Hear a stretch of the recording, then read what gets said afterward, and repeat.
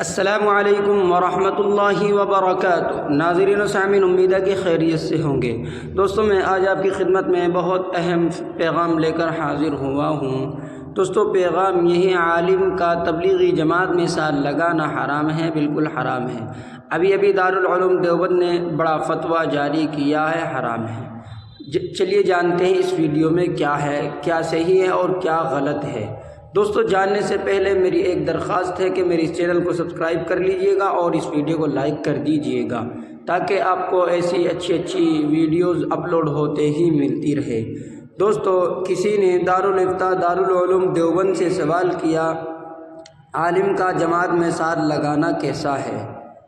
چلیے جواب کی طرف چلتے ہیں۔ بسم اللہ الرحمن الرحیم۔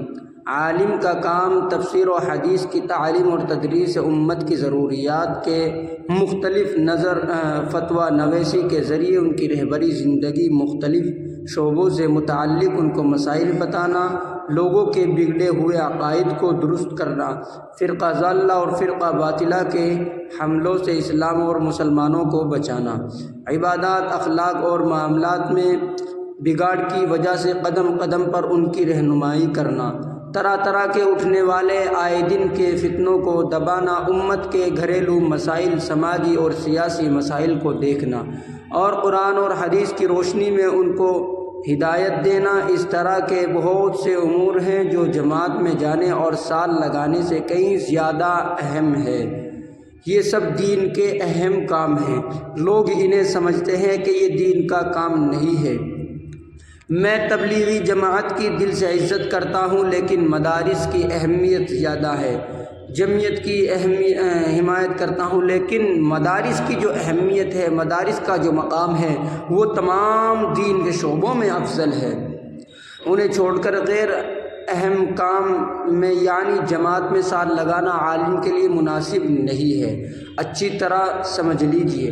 تاہم اگر کوئی عالم فارغ ہے، اپنی خوشی سے جماعت میں ایک سال کے لیے جانا چاہتا ہے تو جا سکتا ہے، لیکن عالم کے لیے سال لگانے کو ضروری قرار دینا، جو عالم جماعت میں سال نہ لگائے اسے امام نہ بنانا، مدرسے میں نہ رکھنا یا مدارس اور امامت سے انہیں ہٹا دینا، یہ سب غلو کی باتیں ہیں، یعنی غلط بات ہے۔ یہ عوام کے اندر بہت تیزی سے پھیلی ہوئی ہے، یہ سب کی سب غلط بات ہے۔ دین میں غلو اختیار کرنے سے قرآن پاک میں ممانعت آئی ہے۔ اب آپ نے فتویٰ سن ہی لیا ہوگا اور آپ کو اندازہ ہوگا، امید ہے کہ آپ کے بات سمجھ میں آ گئی ہوگی۔ دوستو، سب سے پہلی بات یہ ہے کہ اگر عالم درس نظامی کے بعد مدارس کے اندر پڑھائے یا امامت کرے، وہ بھی دین کا کام ہے۔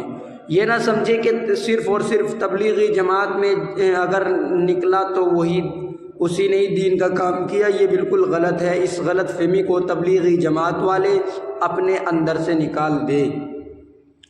اور رہی بات عالم کی، اگر وہ اپنی خوشی سے تبلیغی جماعت میں جانا چاہتا ہے تو سال کے بجائے 2 سال لگا لو، اس کی مرضی ہے، لیکن آپ اس کے ساتھ زبردستی نہیں کر سکتے۔ اگر امامت پہ لگا ہوا ہے تو امامت سے نہیں ہٹا سکتے۔